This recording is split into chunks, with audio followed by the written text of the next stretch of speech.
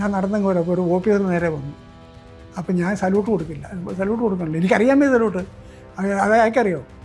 അയാൾ എന്നെ അങ്ങോട്ട് വിളിച്ചു, വണ്ടി നിർത്തിയിട്ട് ഞാൻ അങ്ങോട്ട് ചെന്നു. തിരിച്ചു പോകാൻ പറഞ്ഞു, തിരിച്ചും പോകുന്നു. പിന്നെയും വിളിച്ചയാൾ, പിന്നെയും ചെന്നു. എനിക്ക് അറിയാൻ വയ്യ സംഗതി, സല്യൂട്ട് ചെയ്യുന്നത് നമുക്ക് അറിയാൻ വയ്യ. ഉടനെ പുള്ളി എൻ്റെ ബെൽറ്റ് അറസ്റ്റ് ചെയ്തു, എന്നെ കോട്ടറാടി ജയിലിൽ കൊണ്ടുവന്നു.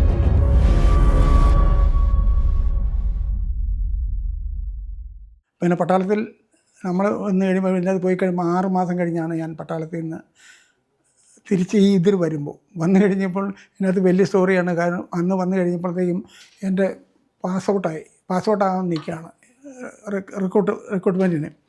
അപ്പം ഞാൻ അല്ലെങ്കിൽ ജൂനിയറായിപ്പോവും ഞാൻ സത്യപ്രതിജ്ഞ ചെയ്തില്ലെങ്കിൽ. അപ്പോൾ അങ്ങനെ വന്നു കഴിഞ്ഞപ്പോഴത്തേക്കും ഓഫീസർ അവർക്ക് ഭയങ്കര സർവീസസ് വരെ ഇത് പോയിച്ച് വന്ന ആളാണല്ലോ. അപ്പോൾ ഇവനെ എങ്ങനെയെങ്കിലും പാസ്സാക്കണം എന്ന് പറഞ്ഞു. ഞാൻ ട്രൈബിൽ കണ്ടിട്ട് പോലുമില്ല. അപ്പോൾ പാസ് ചെയ്യാൻ നമ്മൾ ട്രൈബിൽ ഈ സലാമി സച്ച് കൊടുക്കണം. അതെനിക്കറിയാൻ വയ്യ. ഞാൻ അവിടെ ഇരുത്തി കഴിഞ്ഞപ്പം അവിടെ ചെന്ന് കഴിയുമ്പോൾ ഞാൻ ചെന്ന് കഴിയുമ്പോൾ ഒരു ഓഫീസർ എൻ്റെ പെട്രയ്ക്ക് പിടിച്ച് അല്ലേ അവിടെ പോയിട്ടാന്ന് പറഞ്ഞ് അറിയാൻ വയ്യെന്ന് പറഞ്ഞിട്ടുണ്ട്. ഉടനെ ഈ കമാൻഡിങ് ഓഫീസർ വന്ന് എന്നെ നോക്കി, ഇങ്ങനെ ഒരു പയ്യൻ വന്നവൻ എന്ത് ചെയ്യുന്നു ചോദിച്ചു. അവനൊന്നും അറിയാൻ, അവൻ അവിടെ മരത്തിൻ്റെ ചോട്ടി ഇരിപ്പണമെന്ന് പറഞ്ഞു. പുള്ളി പറഞ്ഞു അവൻ ആരാണെന്നറിയാമെന്ന് ചോദിച്ചു. അവനെ സത്യപ്രതിജ്ഞ ചെയ്യിക്കണം, എങ്ങനെയെങ്കിലും പാസ്സാക്കി എടുക്കണം എന്ന് പറഞ്ഞു. ഉടനെ പിന്നെ ക്യാപ്റ്റന് വലിയ കാര്യമായി. എന്നെ പറഞ്ഞ ഒരു പണി വേറെ ഒന്നും ചെയ്യേണ്ട, സെൻറ്ററിൽ നിന്നുകൊണ്ട് ഈ സച്ച് അടിക്കുമ്പോൾ ഇങ്ങനെ വേറെ അടിയും പിടിയൊന്നും വേണ്ട, നേരെ ഡ്രൈവറെ പൊക്കി പിടിച്ചോളാൻ പറഞ്ഞു. അങ്ങനെ പൊക്കി പിടിച്ചു കഴിഞ്ഞ് സത്യപ്രതിജ്ഞ ചെയ്ത് കഴിഞ്ഞ് എനിക്കൊരു വര തന്നെ ഉടനെ അന്ന് ജയിലിൽ പോയി ഞാൻ. കാരണം എന്ന് പറഞ്ഞല്ലോ, ഒരു നാഷണൽ എന്ന് പറഞ്ഞാൽ ഒത്തിരി സർവീസ് ഉള്ളതല്ലോ. ഒരു വര കിട്ടി കഴിഞ്ഞപ്പം ഞാൻ നടന്നെങ്കിൽ വരപ്പോൾ ഒരു ഓഫീസർ നേരെ വന്നു. അപ്പം ഞാൻ സല്യൂട്ട് കൊടുക്കണില്ല, എനിക്കറിയാമേ സല്യൂട്ട്. അത് അയാൾക്കറിയോ? അയാൾ എന്നെ അങ്ങോട്ട് വിളിച്ചു, വണ്ടി നിർത്തിയിട്ട് ഞാൻ അങ്ങോട്ട് ചെന്നു. തിരിച്ചു പോകാൻ പറഞ്ഞു, തിരിച്ചും പോകുന്നു. പിന്നെയും വിളിച്ചയാൾ, പിന്നെയും ചെന്നു. എനിക്ക് അറിയാൻ വയ്യ സംഗതി, സല്യൂട്ട് ചെയ്യുന്നത് നമുക്ക് അറിയാൻ വയ്യ. ഉടനെ പുള്ളി എൻ്റെ ബെൽറ്റ് അറസ്റ്റ് ചെയ്തു, എന്നെ കോട്ടറാടി ജയിലിൽ കൊണ്ടടച്ചു. അപ്പോൾ നമ്മുടെ ഇവിടെ ഭയങ്കര പാർട്ടി ഒരുക്കിയിരിക്കുക. നോക്കും ഞാൻ ചെല്ലുന്നുണ്ട്, ഇന്ത്യയിൽ അവിടെ നിന്ന് പോകുന്നത് എവിടെ പോയി. അന്നേരം കോട്ടറുകാരുടെ റിപ്പോർട്ട് വന്നു, കോട്ടറുകാരിലായിരുന്നു. അതിനുശേഷം ഞാനാ എൻ്റെ പോലെ ആ ക്യാപ്റ്റനെ പുള്ളി കൊന്നില്ലെന്ന് മാത്രമേ ഉള്ളൂ. ഇവൻ ആരാണെന്ന് അറിയാം നീ ഇവിടെ നിന്നുണ്ട്. അവന് സല്യൂട്ട് ചെയ്യാൻ അറിയാൻ വയ്യ, ഇങ്ങനെ ആക്കിയെടുത്താണ് അന്ന് ജയിലിൽ പോയാൽ ഞാൻ പറയും. അത് വലിയൊരു സ്റ്റോറി. എല്ലാ കാര്യത്തിലും എവിടെ ചെന്ന് കഴിഞ്ഞാലും ഈ സാർമാരെന്ന് നമ്മൾ വെയിറ്റ് ചെയ്ത് കഴിയുമ്പോൾ കൈ എടുത്തോണ്ട് അടിക്കാൻ വരും. പക്ഷേ എവിടം വരെ കൈ കൊണ്ടുള്ളൂ, അടിക്കുകയില്ല. എന്നാണ് ഒരു പ്രത്യേക ഒരു അട്രാക്ഷനായിരുന്നു. അത് കഴിഞ്ഞ് അവിടുന്ന് പൂനായിൽ ആദ്യം സിംല കോഴ്സ് ചെയ്തു. ഇവിടെ നിന്ന് കഴിയുമ്പോൾ കാരണം ഇത് നമ്മുടെ സ്പോർട്സിന് അവിടെ നിന്ന് കഴിയുമ്പോഴത്തേക്കും ഈ ഉസ്താദന്മാർ, ഈ PT സാറന്മാർ ഇത് ഈ ജിംനാസ്റ്റിക് സമ്മർ സൂട്ട് ഇതെല്ലാം ചെയ്തുകൊണ്ടിരിക്കും. ഞാൻ ഈ ടെൻറ്റ് കിടന്ന് കാണും. ഇവർ പോയി കഴിയുമ്പോൾ ഞാൻ തന്നെ പോയി അടിക്കും, ഈ മറിയും പിടിക്കുകയൊക്കെ ചെയ്യും.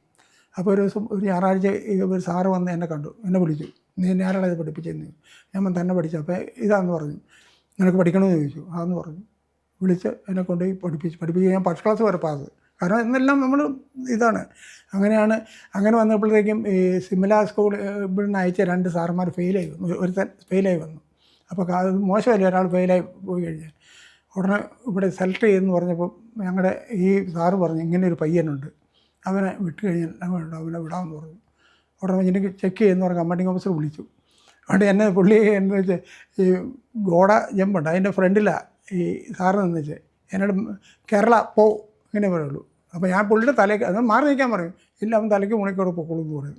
അങ്ങനെ ചെയ്ത് കഴിയുമ്പോൾ എന്നെ സിംല ചെന്ന് കഴിയുമ്പോഴത്തേക്കും തണുപ്പായി കഴിയുമ്പോഴത്തേക്കും നമ്മൾ രാവിലെ എഴുന്നേറ്റ് കഴിഞ്ഞാൽ നമുക്ക് അനങ്ങാൻ വയ്ക്കില്ല. അപ്പം ഇറങ്ങി പെടൽ വരെ പിടിച്ചിട്ട് ആടിക്കഴിയുമ്പോഴത്തേക്ക് ശരീരത്തിന് ചൂടാവുന്നത്. അപ്പോൾ ഒരാഴ്ച കഴിഞ്ഞപ്പോഴത്തേക്ക് ടെസ്റ്റ് എടുത്തു തുടങ്ങിയപ്പോൾ ഞാൻ ഫസ്റ്റ് ക്ലാസ് വരെ പാസ്സാണ്. പിന്നെ സാറ് പറഞ്ഞു ഒരു മണി നീ പൊക്കൂ, രാവിലത്തെ PT കഴിഞ്ഞ് നീ പൊക്കൂ. ഉച്ചയാകുമ്പോഴത്തേക്ക് ഈ ബറ്റാലിയൻ നമ്മൾ നല്ല കോമ്പറ്റീഷനാണ്. ഉച്ച വരുമ്പോൾ ബാക്കി മോശമുള്ള പിള്ളേരെ പഠിപ്പിക്കണം. അപ്പോൾ എനിക്ക് 2 മണി മുതൽ 4 മണി വരെ ഇവർ പഠിപ്പില്ല. അതുപോലെ ഇവരിതെല്ലാം പഠിപ്പിക്കുക. ഞാൻ അവിടുത്തെ അവസാനമായി, അവിടെ ബെസ്റ്റ് സ്റ്റുഡൻ്റായി. അവിടുന്ന് ചെന്ന് പൂനയിൽ എനിക്ക് എത്ര സർവീസ് ഉണ്ടെന്നറിയോ? പൂനയിൽ ഇത് അവിടെയും ബെസ്റ്റ് സ്റ്റുഡൻറ്റ്. അത് കഴിഞ്ഞ് പിന്നെ അഡ്വാൻസ് കോഴ്സ് കൂടെ ചെയ്തു. അങ്ങനെ 3 കോഴ്സ് അവിടുത്തെ ആർമിയുടെ ഏറ്റവും വലിയ കോഴ്സ് കൂടെ ചെയ്തു. അതിനുശേഷം ഇവിടെ ഗോളിയാർ MP ആയിട്ട് മാസ്റ്റർ ഓഫ് ഫിസിക്കൽ എഡ്യൂക്കേഷൻ അങ്ങനെ എടുത്തു. അല്ലെങ്കിൽ ഇവിടെ വന്നാൽ കിട്ടിയല്ല. അപ്പോൾ അങ്ങനെയാണ് മാസ്റ്റർ ഓഫ് ഫിസിക്കൽ എഡ്യൂക്കേഷൻ എടുത്തത്. ഇന്ത്യൻ ടീമിൽ സെലക്ഷനായി, പക്ഷേ പങ്കെടുക്കാൻ പറ്റില്ല. എന്നാലും ജേഴ്സി കിട്ടി. ഈ 6ാം സ്ഥാനക്കാരനായിട്ട്. എൻ്റെ സ്കൂളിൻ്റെ എൻ്റെ ഏജ് വ്യത്യാസം ഉണ്ട് ആർമിയിൽ. കാരണം ആർമി ചെന്ന് കഴിയുമ്പോൾ എനിക്ക് വയസ്സില്ല ചേർന്ന്. അപ്പോൾ ആർമി ചേർന്നതാണ് ഈ 14/3/1945. ആ ചേർന്ന ഡേറ്റാണ് എൻ്റെ ഡേറ്റ് ഓഫ് ബർത്തും അവർ കൊടുത്തിരിക്കുന്നത്. അപ്പോൾ ഇവിടുത്തെ ഇതായിട്ട് വ്യത്യാസം ഉണ്ടെന്ന് പറഞ്ഞുകൊണ്ട് DPIയിൽ ഇതിന് പോയായിരുന്നു. പിന്നെ ഇവിടെ വന്നു കഴിഞ്ഞാൽ തന്നെ എനിക്ക് സർട്ടിഫിക്കറ്റ് ഒന്നുമില്ല എന്ന് പറഞ്ഞുകൊണ്ട് ഒരു CBI അന്വേഷണം വന്നു. CJ തോമസ് എന്ന് പറഞ്ഞ നല്ല ആണ്, അവൻ നല്ലൊരു വോളിബോൾ താരമായിരുന്നു. അപ്പോൾ കോരത്തോട് വന്നു കഴിയുമ്പോൾ റബ്ബർ വെട്ടിക്കൊണ്ട് പഠിത്തമൊക്കെ നിർത്തി. അപ്പോൾ നല്ല സൈസാണ്. അപ്പോൾ എന്നോട് ഒരു അധ്യാപനം വിളിച്ചു ചോദിച്ചു, സാറേ ഇതിനെ എങ്ങനെ രക്ഷപ്പെടുത്താൻ പറ്റുമോ? അപ്പം സാർ ഇത്ര 3 വർഷം അവന് പഠിക്കാനുള്ള സമയമുണ്ട്. അപ്പോൾ അവിടെ കൊണ്ടിരുന്ന് കഴിഞ്ഞപ്പോഴത്തേക്കും ഇവനെ കൊണ്ട് അവിടെ ഇരുത്തി കഴിഞ്ഞപ്പോഴത്തേക്കും 8ാം ക്ലാസ് കൊണ്ട് ഇരുത്തി കഴിഞ്ഞപ്പോഴത്തേക്കും ടീച്ചർമാർ വന്നിട്ട് പറയാം ഇവനെ ഇരുത്തി എങ്ങനെ പഠിപ്പിക്കണമെന്ന് ചോദിച്ചു. അപ്പോൾ നമ്മളാ പട്ടാള ഭാഷ ചോദിക്കും, നീ അവരുടെ മുഖത്ത് നോക്കിയാന്ന് പറഞ്ഞു, താഴെ നോക്കട്ടെന്ന് പറഞ്ഞു. ടീച്ചർമാർ അവൻ്റെ മുഖത്ത് നോക്കി പഠിപ്പിച്ചാൽ മതി, താഴെ നോക്കട്ടെന്ന് പറഞ്ഞു. പക്ഷേ ലാസ്റ്റ് അവനെ ഇത്രയും സ്നേഹം സാർമാർക്ക്, അവൻ അത്ര നല്ല ഒരു പയ്യനായിട്ടാണ്. അവന് 3ാം വർഷം 3 റെക്കോർഡ് വന്നു, നാഷണൽ പോയി ഇത് വന്നു. അത്ലറ്റിക്സിൽ വോളിബോളുകാരനെ കൊണ്ടുവന്ന് അത്ലറ്റിക്സ് ഇത് വന്നു. ഉടനെ തന്നെ നമ്മുടെ പുള്ളി ഇവിടെ 6-7 പിള്ളേരൊന്നിച്ചും പട്ടാളത്തിൽ പോലീസിലെടുക്കുകയും ചെയ്ത് ആ കൂട്ടത്തിൽ അങ്ങനെ കയറിപ്പോയതാണ് ആ പിള്ളേർ. പിന്നെ CS മുരളീധരൻ 10ാം ക്ലാസ് തോറ്റു. CS മുരളി അന്ന് ഞങ്ങളുടെ ഹെഡ് മാസ്റ്റർക്ക് ഒരിക്കലും ഇഷ്ടമല്ല ഇപ്പോൾ ഈ സ്പോർട്സ് പിള്ളേരോട്. അപ്പോൾ അന്ന് ഇവനായിട്ട് എഴുതിക്കുകയില്ല. ലാസ്റ്റ് എന്നെ ചെയ്തു, ഞാൻ പോയി സ്പെഷ്യൽ ഓർഡർ മേടിച്ചു അവനെ എഴുതാനായിട്ട്. എന്ന് കഴിയുമ്പോൾ ഇവനെ എങ്ങനെയും തോൽപ്പിക്കണം എന്ന് ഓർത്തുകൊണ്ട് ഒരു ടീച്ചർ തന്നെ ഈ 10ാം ക്ലാസ്സിൽ ഇവനെ അനങ്ങാൻ വഴിയില്ല. അപ്പോൾ കണക്കാണ് ഇവന് ഒട്ടും അറിയാൻ പറ്റാത്തത്. ഇത് മേൽനോട്ടം വഹിക്കുന്ന ഒരു സാറുണ്ട് ഒരു ഇതായിട്ട്. പക്ഷേ പുള്ളി പറഞ്ഞു ഞാൻ ഏറ്റെന്ന് പറഞ്ഞു, ഈ ടീച്ചറോട് പോയി ലാസ്റ്റ് പോയി ശമ്പളം മേടിച്ചോളാൻ പറഞ്ഞു. ആ സമയത്ത് ഈ പുള്ളി കുറേ കണക്ക് ശരിയാക്കി കൊടുത്തു. അത് അവനിപ്പോഴും ഓർക്കും. കണക്ക് ശരിയാക്കി കൊടുത്ത് അവൻ ഞങ്ങൾ പാസ്സാക്കി. സ്പെഷ്യൽ ഓർഡറിൽ ഇവനെ കയറ്റിയാലെന്ന് പറഞ്ഞു. ഞാൻ അവനെ ഇവിടെ പഠിപ്പിച്ചേ ഉള്ളൂന്ന് പറഞ്ഞു. അപ്പോൾ അന്ന് നമുക്ക് പുറത്ത് എവിടെ ചെന്ന് കഴിഞ്ഞാലും ഭയങ്കര ഒരു നേരം. ഇപ്പോൾ മന്ത്രിയുടെ ഓഫീസിലോ എവിടെ കയറി ചെന്ന് കഴിഞ്ഞാലും വലിയൊരു അംഗീകാരമാണ്. എവിടെ ചെന്നാലും അത് കാണുമ്പോഴാണ് നമ്മൾ ചെയ്തതിൻ്റെ ആ ഗുണം നമുക്ക് ഇതാവുന്നത്. എൻ്റെ കുട്ടികൾ ഇപ്പോൾ കുട്ടികളുടെ കുട്ടികൾ തന്നെ നന്നായിട്ട് കയറി വരുന്നു. പണ്ടത്തെ പോലെയുള്ള കുട്ടികളില്ല ഇപ്പോൾ അവർ TV യുടെ പുറകിൽ, ഈ ഫോണിൻ്റെ പുറകിലാണ് അവർ. കഷ്ടപ്പെടാൻ അവർ തയ്യാറല്ല. പക്ഷേ ഇന്നത്തെ കുട്ടികൾ, അന്നത്തെ കുട്ടികൾ അതല്ല. അവരെങ്ങനെയും രക്ഷപ്പെടാൻ. ഒരു കുട്ടിയും നയിച്ചായിട്ട് പോയിട്ട് എൻ്റെ ഒരു ഒറ്റ കുട്ടി അങ്ങനെ പോയതായിട്ട് എനിക്കറിവില്ല. അത് അങ്ങനെ കാണുമ്പോൾ നമുക്ക് വളരെ സന്തോഷം. എന്നെ കാണുമ്പോൾ മിക്കവാറും കൂടെ പിള്ളേർ വരും ഭയങ്കര സന്തോഷമാണ്. അതുപോലെ തന്നെ ഇവിടെ നാട്ടുകാർ തന്നെയാണെങ്കിൽ ഞാൻ അവിടെ ഈ ട്രോഫികളൊക്കെ ഇതെല്ലാം എടുത്തു വെക്കാൻ പുറത്ത് പിള്ളേരുടെ ഒളിമ്പ്യന്മാരുടെ എല്ലാം ഫോട്ടോ വെച്ചു. ജഡ്ജ് ഒരു പ്രാവശ്യം അതിൽ വന്നു. അപ്പോൾ എന്നെ കാണാനായിട്ട് കയറി വന്നിരിക്കുക ചോദിച്ചു. ഉടനെ ഇത് കണ്ടേച്ച് ചോദിക്കുകയാണ്, എൻ്റെ മുന്നേ ഇത് എത്രയും ഫോട്ടോ ഇട്ടിരിക്കുന്നു സാറ്, പിള്ളേരുടെ ഫോട്ടോ വെച്ച് എടുത്ത് അത് വെളിയിൽ വെക്കാൻ പറഞ്ഞു. അവിടേക്ക് വെക്കുക. പുള്ളി 10,000 രൂപ എടുത്ത് എൻ്റെ കയ്യിൽ തന്നു. ഞാൻ പറഞ്ഞു മേഡം അത് വേണ്ടാന്ന് പറഞ്ഞു. പുള്ളിക്കാരൻ പോയി ആ സ്റ്റുഡിയോ ചെന്ന് പറഞ്ഞു സാറിൻ്റെ ഇത് ഫോട്ടോ മുഴുവൻ എടുക്കണമെന്ന് പറഞ്ഞു.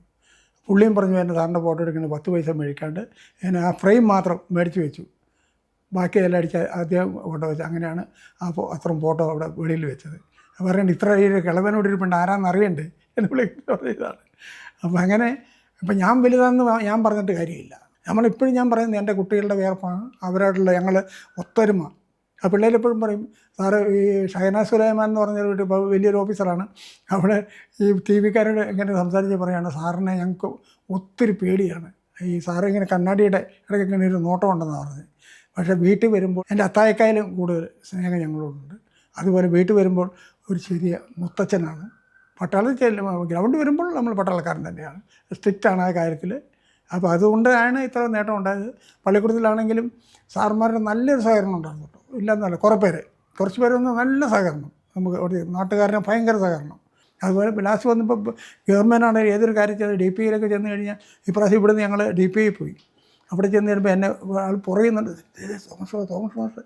അപ്പോൾ സാറ് പറയണ സാറിന് ഇത്രയും ഇതുണ്ട്. ഇവിടുന്ന് ഒരു സാറ് ഞങ്ങളെ വണ്ടി കൊണ്ട് ഹെഡ് മാസ്റ്റർ എന്നാണ്.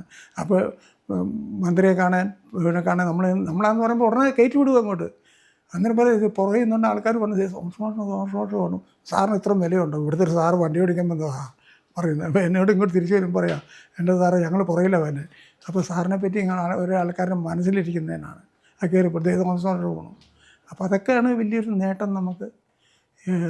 ഞാൻ പറഞ്ഞില്ലേ നമ്മളെത്രയും താഴുക, ഇപ്പോൾ ചെറിയ അസുഖക്കാരനാണ്, പക്ഷേ അതൊന്നും അവിടെ ഒരു പ്രശ്നമില്ല. കാരണം ദൈവം ഒത്തിരി കൂട്ടുവയ്പ്പുണ്ട്, ജനം ഒത്തിരി കൂട്ടുണ്ട്. ഡോക്ടർമാരൊക്കെ എന്നെ ഇവിടെ എന്നെ അവിടെ ചെന്ന് കഴിഞ്ഞാൽ, ഹോസ്പിറ്റലിൽ ചെന്ന് കഴിഞ്ഞാൽ എന്നെ ഇതാണ്, അത് മിലിറ്ററിയുടെ ഇവിടെ ആണെങ്കിലും 10 ഇഞ്ചക്ഷൻ 8 പറഞ്ഞതിന് 10 ഇഞ്ചക്ഷനാണ് കൊടുക്കുന്നത്.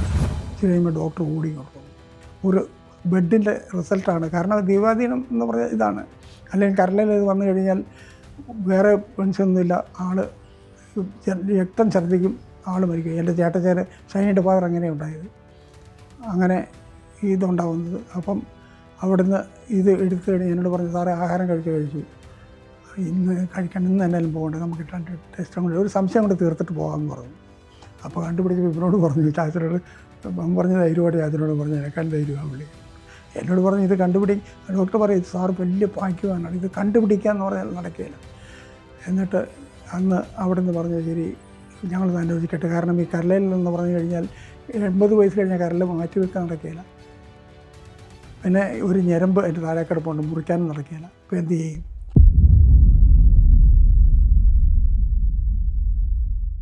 ഔഷധി പൊതുമേഖലയിലെ രാജ്യത്തെ ഏറ്റവും വലിയ ആയുർവേദ മരുന്ന് നിർമ്മാണ സ്ഥാപനം.